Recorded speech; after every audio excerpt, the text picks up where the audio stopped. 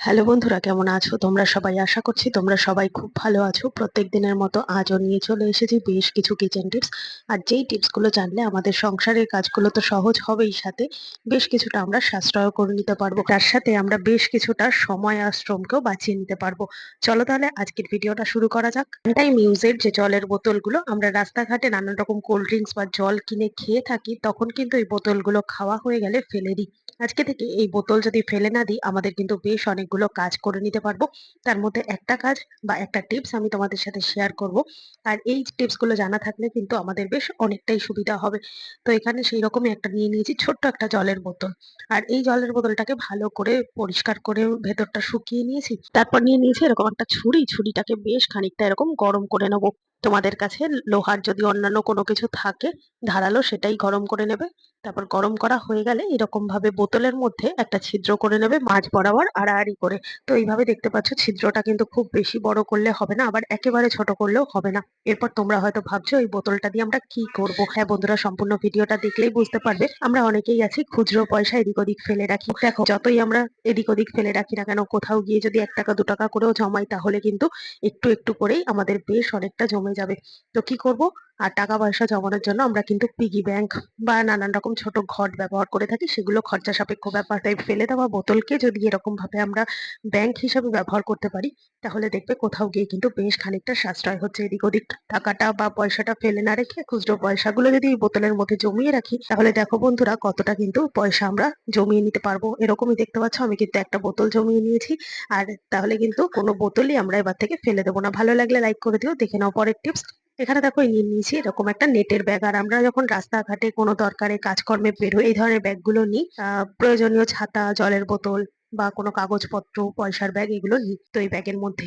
এবার ধরো কোনো দরকারি কোনো জিনিসপত্র নিলাম, যেমন ধরো টাকা পয়সা বা সোনার কোনো গয়না, কোনো কিছু দরকারি নিলাম। তো এই ব্যাগের মধ্যে যেহেতু এক্সট্রা করে আলাদা করে কোনো চেন থাকে না, তাই দেখবে খেয়াল করে এই দরকারি জিনিসপত্রগুলো কিন্তু নিতে খুবই অসুবিধা হয়। যদি এরকম পার্স ব্যাগের মধ্যে নিই, তাহলে ব্যাগটা একেবারে এই বড় ব্যাগের নিচে পড়ে যাবে। তারপরে দেখবে প্রয়োজন মতো খুঁজতে গেলে কিন্তু অনেকটা কষ্ট করতে হবে, কোথাও আবার পিক পকেট হয়ে হারিয়েও যেতে পারে। তো যেহেতু এর মধ্যে কোনো এক্সট্রা চেন আলা পকেট নেই, তো কি করব, এরকম নিয়ে নিয়েছি একটা সেফটি পিন। আর সেফটি পিন দিয়ে বড় ব্যাগটার সাথে ছোট ব্যাগটাকে এরকম হাতলের কাজটায় একটা আটকে দেবো সেফটি পিনের সাহায্যে।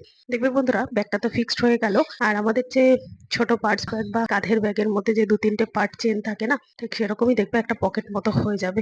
আর এর মধ্যে যদি প্রয়োজনীয় টাকা পয়সা আমরা নিয়ে বেরোই, ওই বাইরে থেকে দেখলে তো বুঝতে পারবেই না উপরে পয়সার ব্যাগটা রয়েছে। সাথে ব্যাগটা একেবারে ব্যাগের তলাতেও পড়ে যাবে না, প্রয়োজন মতো আমরা এটাকে ব্যবহার করতে পারবো। আর দেখছো, ওপর থেকে দেখলে কিন্তু একেবারেই বোঝা যাচ্ছে না। এরকম বুদ্ধি খাটিয়ে কাজগুলো করলে অনেকটাই সুবিধা হবে। ভালো লাগলে লাইক করতে ভুলো না। চলো দেখে নাও পরের টিপস। আমাদের প্রত্যেকের বাড়িতে এমন কোনো না কোনো সদস্য আছে যারা কিনা চশমা ব্যবহার করে। তো ছোট বড় যাই চশমা ব্যবহার করুক না কেন, আর চশমাটা ব্যবহার করতে করতে খেয়াল করবে চশমার যে দুটো স্টিক আছে, মানে কানের পিছন দিকে যে স্টিকটা থাকে, সেই স্টিকটা কিন্তু পড়তে পড়তে হালকা হয়ে যায়। যারা 24 ঘন্টাই পরে থাকে ধরো, তাদের তো আরো বেশি অসুবিধা হয় শুধু ঘুমানো ছাড়া। যারা সব সময় পরে থাকে, কিন্তু এই রকম অসুবিধার মধ্যে চশমা যদি বারবার ঢিলে হয়ে পড়ে যায়, অনেকবার এরকম হয় যে বাড়ির লোকদের দেখা যায় এতটাই ঢিলে হয়ে গেছে, টাইট করতে নিয়ে যাওয়ার সময় হচ্ছে না, বা নিয়ে গেলে একটা খরচা সাপেক্ষ ব্যাপার হয়ে দাঁড়াবে, তাই নিয়েও যাচ্ছে না, কোনো রকম ভাবে চালাচ্ছে কাজটা। তো সেক্ষেত্রে দেখবে বারবার পড়ে গিয়ে কাজটা কিন্তু অবশেষে ভেঙেই যায়। তো ঘরে থাকা সামান্য একটা জিনিস দিয়েই চশমার এই স্টিকটাকে আমরা টাইট করে নিতে পারবো। তার জন্য নিয়ে নিয়েছি খুব সামান্য একটু ফয়েল পেপার। তো দেখবে খেয়াল করে বন্ধুরা, আমরা যখন বাইরে থেকে কোনো রুটি, নান, পরোটাই জাতীয় খাবার আনবো না, তখন কিন্তু এই ধরনের ফয়েল পেপারে মুড়ে দেয়। তো এই ফয়েল পেপার আমাদের প্রত্যেকের বাড়িতে কম বেশি থাকেই। তো এই ফয়েল পেপার কি করতে হবে, ছোট ছোট টুকরো করে ছিঁড়ে নিয়ে তোমার চশমাটার দুটো স্টিকের মধ্যে কানের কাছটা দিয়ে এইভাবে টাইট করে আটকে নাও। এটা দিলে কি হবে, এক্সট্রা একটা প্রোটেকশন থাকবে। আর কোনোভাবে কিন্তু স্লিপ কেটে কানের পাশ থেকে নেমে আসবে না, আর একটুখানি মোটাও হলো এই জায়গাটা, খুব সহজে কিন্তু বারবার স্লিপ কেটে পড়ে গিয়ে ভেঙেও যাবে না। তো এইভাবে একটু বুদ্ধি খাটিয়ে কাজটা করলে সহজ তো হবেই।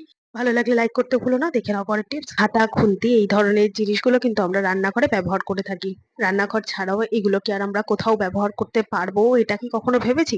হ্যাঁ বন্ধুরা, আজকে থেকে এই সমস্ত জিনিসগুলো কিন্তু অন্যান্য কাজে ব্যবহার করতে পারবো। কেননা এই খুন্তি বা হাতার পিছন দিকের এই লম্বা অংশটা কিন্তু বেশ অনেকটা থাকায় আমাদের ঘর সংসারেরও অনেকগুলো কাজ সহজ করে দেবে। তো কি সেই কাজ, এখানে নিয়ে নিয়েছি একটা পলিথিন প্যাকেট। আর পলিথিন প্যাকেটটার মধ্যে এইরকম ভাবে খুন্তির পিছন অংশটাকে এইভাবে ভালো করে মুড়ে দিতে হবে। এরপর হয়তো তোমরা ভাবছো যে এটা দিয়ে কি হবে, নিচের দিকটা চাইলে তোমরা একটা রাবার ব্যান্ড দিয়ে টাইট করে নিতে পারো। এরপর দেখো বন্ধুরা, আমাদের ঘরের যে কোনাকানাচি জায়গাগুলো আছে যেখানে আমরা হাত ঢুকিয়ে ঠিকঠাক মতো পরিষ্কার করতে পারি না, ঝুল ছাড়াও ঢোকায় না, তো সেই রকম জায়গায় এই পলিথিনটাকে দিয়ে কিন্তু সুন্দর মতো ঝুলগুলো আমরা ভেঙে দিতে পারবো। শুধু ভেঙে দিতে পারবো না, সাথে কিন্তু ভিতর থেকে ময়লা আমরা টেনে বার করতে পারবো। এইরকম ভাবে যে কোনো জায়গা, যে কোনা কানাচি গুলো আছে, খাটের কোনা বলো, ড্রেসিং টেবিলের কোনা, সোফার কোনা, ফ্রিজের কোনা, আলমারির কোনা, কম্পিউটার টেবিলের কোনা, এই সমস্ত জায়গাগুলো কিন্তু হাত ঢুকিয়ে তো পরিষ্কার করা যায় না। তাই এইভাবে যদি ময়লাগুলো টেনে এনে আমরা পরিষ্কার করতে পারি কোনো সরু জায়গাগুলো, তাহলে কিন্তু বেশ দেখবে অনেকটাই সুবিধা হচ্ছে।